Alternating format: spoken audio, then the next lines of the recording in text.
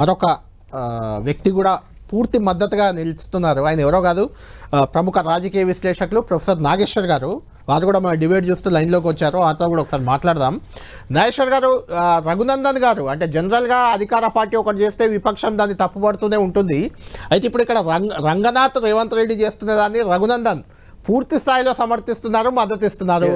చెరువుల పరిరక్షణ అనేది జరగాలని చెప్తున్నారు. పార్టీలను నేను సపోర్ట్ చేస్తాను, పార్టీలను జరుగుతున్న సంఘటనను సపోర్ట్ అంతే అంతే. సపోర్టింగ్ రేవంత్ రెడ్డి గారు, I'm not supporting Ranganath. Right. సమాజానికి జరుగుతున్న నష్టంలో వాళ్ళు తీసుకుంటున్న చర్యలు చట్టపరంగా సమర్థనీయం, సైన్స్ టీచర్ గా సమర్థనీయం అని చెప్తా ఉన్నా. అదే రేవంత్ రెడ్డిని రఘునందన్ సమర్థించడం చెప్పొద్దు. రైట్, వాళ్ళ చర్యల్ని సమర్థించారన్నాను నేను, వాళ్ళని లేదు. హితం కోసం చేసేది ఏదైనా సమర్థి. ఓకే నాగేశ్వర్ గారు, దీన్ని మీరు కూడా మొదటి నుంచి కూడా దీనికి హైడ్రా తీసుకుంటున్న చర్యలు కానీ నిర్మాణాలు కూల్చివేతలకు కానీ మీరు కూడా మద్దతుగానే ఉన్నారు. దీన్ని ఎలా చూస్తారు? కొంత సామాన్యులకు కూడా అక్కడక్కడ ఇబ్బందులు కలుగుతున్నాయి.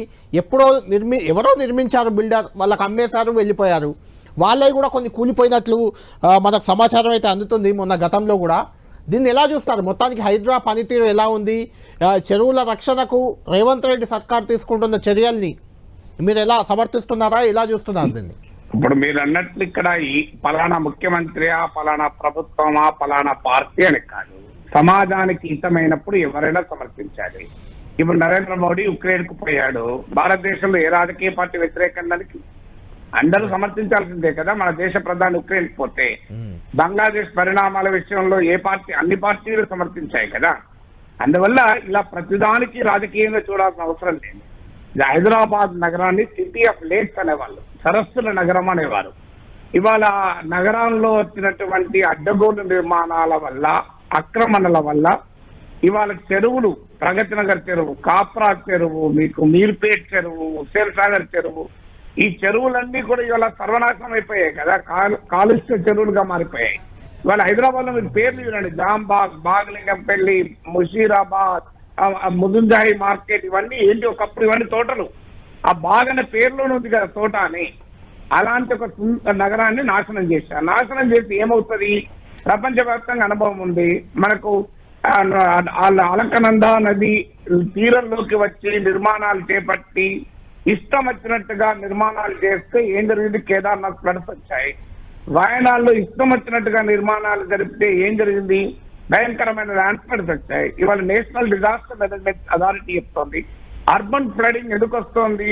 మీరు హైదరాబాద్ నగరంలో నీటి సహజ పరివాహక వ్యవస్థలన్నింటినీ నాశనం చేశారు. అందువల్ల ఇన్ ప్రిన్సిపల్ అక్రమ నిర్మాణాలు, ఆక్రమణలు, చెరువులను కాపాడడము, ఓపెన్ ప్లేసెస్ కాపాడాన్ని రాజకీయాలకు అతీతంగా అందరము స్వాగతించాలి. ఇది ఇన్ ప్రిన్సిపల్. రెండవది, రేవంత్ రెడ్డి ప్రభుత్వం ఇబ్బంది లేకుండా పెద్దవాళ్ళకు మొదలు పెట్టాలి.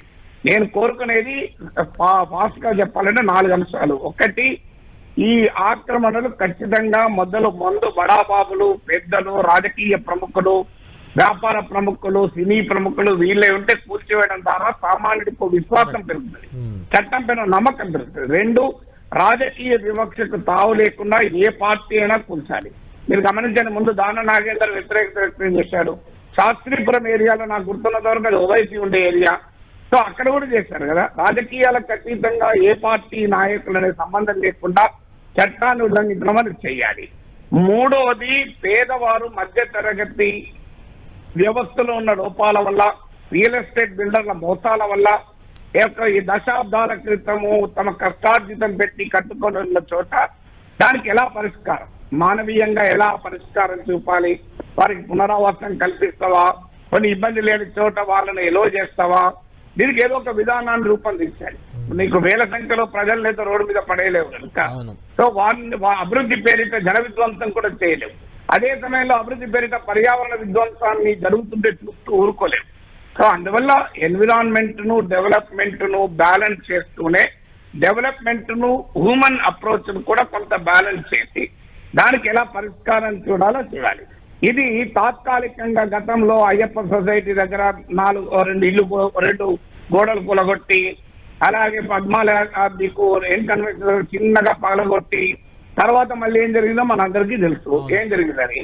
ఉద్యమ కాలంలో ఈ బీఆర్ఎస్ లో మంత్రులుగా ఉన్న వాళ్ళపై ధనాలు చేయలేదు. ఆ పద్మాలయ స్టూడియోస్ దగ్గర, కన్వెన్షన్ దగ్గర ల్యాండ్ వక్ఫులు, లగడపాటి రాజగోపాల్ వక్ఫులు నిన్నాం.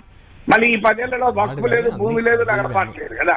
సో అందువల్ల వీటిని చాలా క్లియర్ గా రాజకీయాలకు అతీతంగా జరగాలి, ప్రాంతాలకు అతీతంగా, కులాలకు అతీతంగా జరగాలి. సో అందువల్ల ఈ ప్రక్రియ ఇక్కడితో ఆగకూడదు. ఇది ఏదన్నా పొలిటికల్ మేనేజ్మెంట్ రాజకీయ పరమైన, ఆర్థిక పరమైన ఒత్తిళ్లకు తలవంచకుండా ఈ ప్రక్రియ కొనసాగాలి. కానీ పేద మధ్యతరగతి ప్రజలు ఇంపాక్ట్ చేస్తున్నప్పుడు కొంత మానవీయ కోణాన్ని ప్రదర్శించాలి. రైట్, థ్యాంక్ యూ నాగేశ్వర్ గారు.